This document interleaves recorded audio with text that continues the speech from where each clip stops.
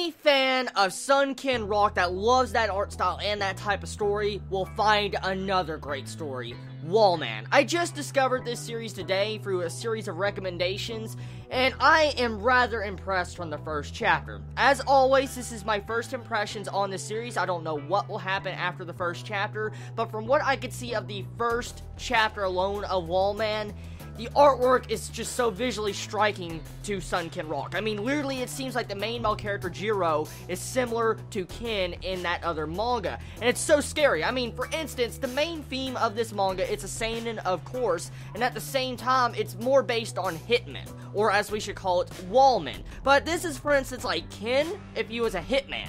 That's exactly the vibes I'm getting from this first chapter of Wallman. For instance, imagine Ken's character design, but at the same time, imagine Ken more roughed up, aged looking, and at the same time, he is a trained hitman. That's exactly the main character, Jiro. Now, Jiro, as a character, he gets to show off his skills right at the end of the first chapter, and that freaking skills he has is absolutely insane. He takes a smartphone and breaks someone's face with it.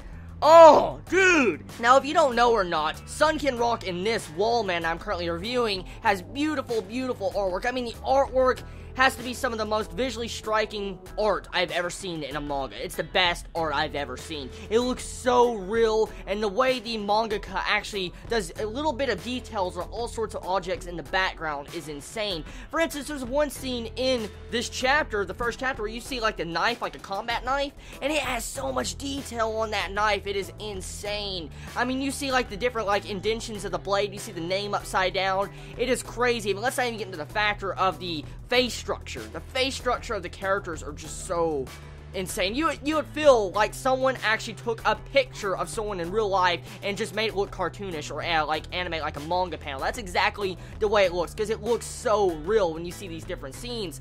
And that is what I love about this mangaka. Oh, I want to say something. If you're hearing any sounds right now, I have a thunderstorm going on. But anyways, I want to let you all know though, this first chapter just showcases the violence you should expect.